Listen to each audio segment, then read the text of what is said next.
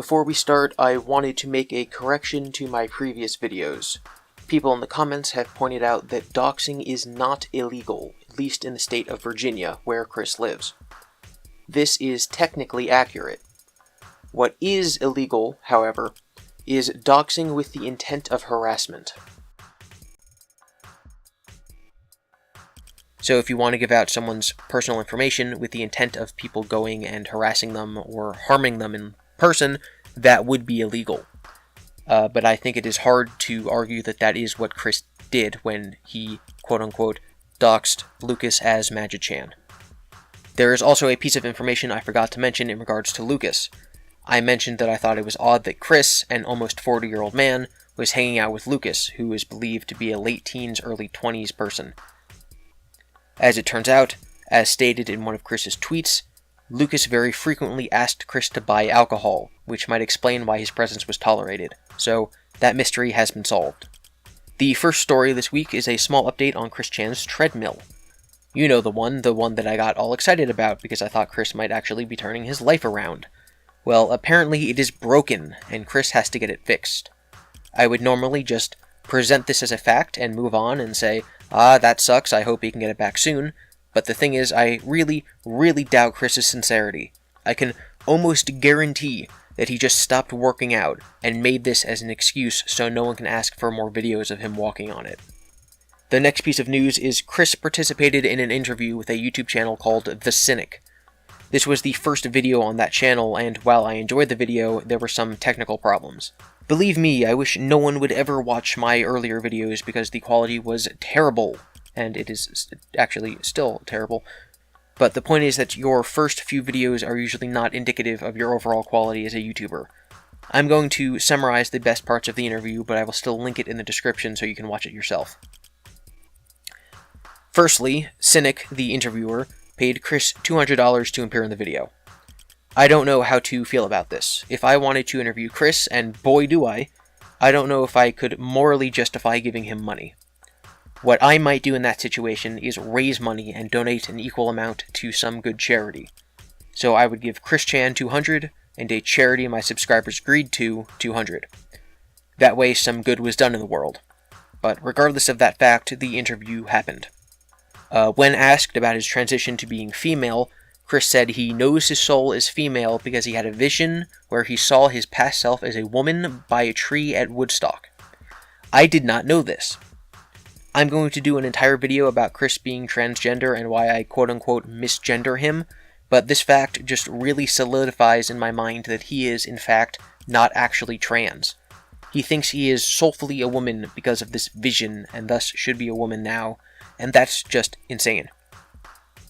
Next, Chris elaborated on his favorite video game series, Hyperdimension Neptunia, which is a very Japanese role-playing game where the world is controlled by 4 goddesses, each representing a video game console. There's one for Sony, one for Nintendo, one for Microsoft, and one for Sega.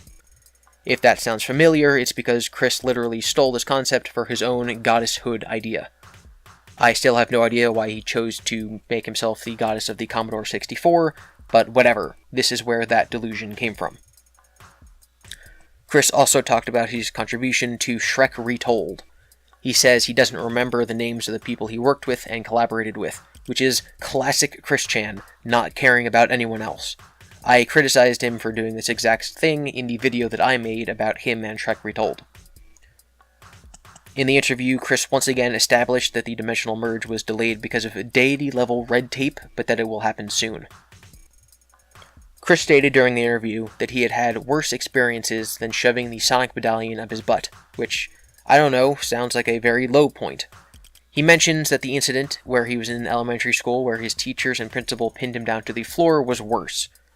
This was, of course, the incident that led to his parents trying and failing to sue the school because no one else agrees with Chris's telling of the story. Chris also talked about something that I wholeheartedly agree with, and that's that he literally cannot get a job because a simple Google of his name reveals how much of a liability he is. No one will ever hire him. There's a video of him shoving a sonic medallion up his butt. He will never have a normal job. Now, he could make money on YouTube, or by selling his art, or making Chris Chan memorabilia and really advertising himself, but he can't just get a job anymore. I know he had a fast food job at one point, but that was a long time ago. Chris does say he could make money on live streams, but that he would need help putting it together. He literally doesn't understand how to set it up, so he's not going to do it. There have been instances in the past where all Chris needed to do to get himself out of a bad situation was to do one thing, and he's never done it before, so I highly doubt that even with other people's help he would ever get around to doing this. He then brings up his marriage to Magi-Chan and Mewtwo and the others, and says that other people see them going out on dates together. He says that other people can see them, which is news to me, and he clarifies that Lucas is a boy, so that's nice. But he's also still saying that Lucas is possessed by the dark side and wants him to come back to the light. This is Chris's way of dealing with the fact that he himself doxed his friend and he's justifiably mad about it. This is why I feel no sympathy for Chris. The interviewer then told Chris that polygamy is illegal in all 50 states, and Chris said that it is legal in the other dimension, and he also mentioned that gay marriage used to be illegal, so he really doesn't care about what is legal, because he doesn't think that laws justify morality. And, yeah, I really want to ask the LGBT community how they feel about Chris Chan comparing them to polygamy. So, after the interview, Chris took to Twitter and gave us this gem of a joke. Are you ready for it? He thought of a fun prank that Bart Simpson could do on The Simpsons to call Moe's Tavern. And, yeah, here's the joke. I'm looking for a cod wrap. First name, Jessup. Hey everyone, I'm looking for Jessup cod wrap. Chris, I have absolutely no idea what that is supposed to mean.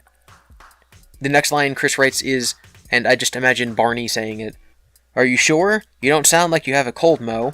And that just makes it more confusing. Jessup cod wrap, Jessup cod wrap, Jessup cod wrap, Jessup cod wrap. I don't get it.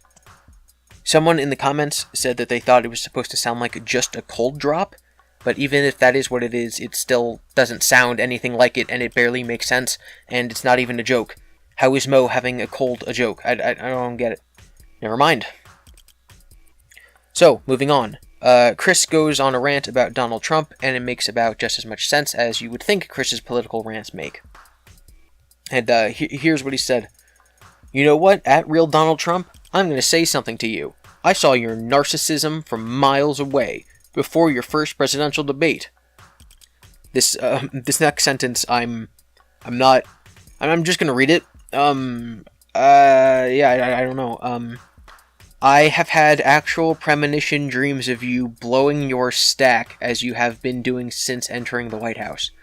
Even in the form of an animated look-alike of you that had existed before you became famous. That OC's head literally exploded like yours must be doing right now all over the place. Chris, once again, using like assassination imagery when talking about Trump, which is very not good. I'm assuming that he means that Trump just gets angry, and so like in a cartoon, someone's head might explode because they're so angry. But I'm not sure what he means that there was an animated look-alike OC of Trump before he got famous, because Trump has always been famous. Then he says, the freaking wall is seriously not worth the freaking government shutdown. Hothead. Ugh, I'm even having a deja vu moment as I type this. Premonition dreams are a real heck of a thing, but I digress. Sure they are, Chris. Drumpf. Oh, Chris called him Drumpf. You really showed him there, Chris. You must call off building your wall, because even if you are in effort, oh yeah, he's just being dumb. Yeah, it's just a typo. Even if you are in effort of country defense, there are always ways around a darn wall. If you are going for copycat of Great Wall of China or the Berlin Wall, you are really a dundernuts. Even Emmanuel, our god of this world, is seriously not liking your wall at all, especially at the great cost of your people and yourself. Stop this BS nonsense already, please. Your wall is not going to make any better defense than a simple slingshot. What? Even as armed to the freaking teeth, as it is useless as that slingshot versus a Demogorgon or similar monster. You are seriously delusional if you continue to ponder that the wall will make any difference. I am finished stating my piece. Heed not my words as you will, Mr. Not President. Good day to you. Lightning bolt, heart, lightning bolt. Oh my god. The wall is as useful as a slingshot against a Demogorgon, and then he calls Trump simply delusional. Oh my god, it's so funny. Our final story for this week is that Chris was once again possessed by Magi-Chan. He took to Twitter under the guise of Magi-Chan typing the tweets and wrote out an anti-bullying message. Here's what he said. Good day, everyone. It is I, Magi-Chan Sonichu. I am messaging everyone today with a simple request on behalf of my sweetheart, Christine. So immediately we see Magi-Chan using the language that Chris would use in his daily life. Sweetheart. That is not something that a lot of people use, but that's something that Chris has used throughout his life. He then says, stop harassing my wife, with each word being capitalized, which is another quirk that Chris himself does. Stop harassing my wife, and furthermore, stop harassing the people she talks to and with. I, for one, am very appalled at the continuing hatred and harassment that gets left behind in the comments under each of her tweets, posts, and thoughts. This is very tough on Christine, and she is already going through all of the mental, soulful, and physical obligations in her role as CPU. Even Emmanuel, herself, who you all refer to as God, is just as disappointed in the lot of you haters and bullies on the internet. And so this anti-bullying thing is something that Chris himself has talked about in the last couple tweets. He's upset that whenever he retweets someone else, the people who harass him will then go and harass whoever he retweets. So whether or not Chris actually believes that at the moment he's being possessed by Magi-Chan, or he's just like, oh, if I pretend to be possessed by Magi-Chan, maybe they will actually listen to me.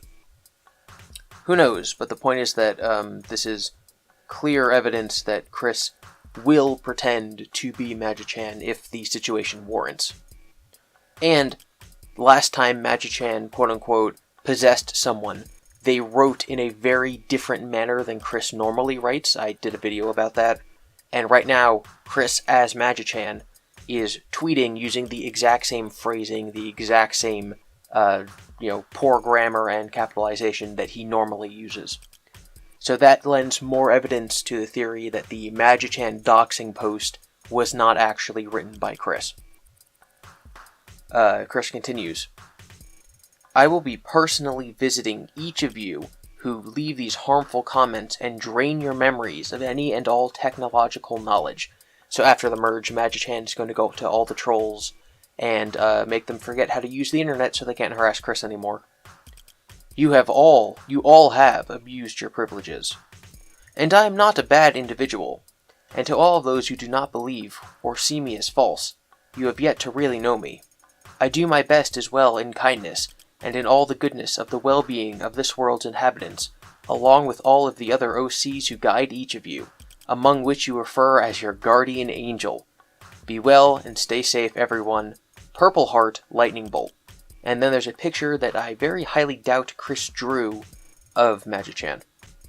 So apparently our OCs are our guardian angels, which I did not know was part of Chris's lore. But yeah, basically all this is saying, or all this is telling me, is that the post that doxed Lucas, that was supposedly written by Magi-Chan, I now doubt that that was written by Chris, because it was written in such a different format than Chris normally writes tweets. And right now, in this tweet that is supposedly by Magi-Chan, Chris is writing it as if it was just himself writing.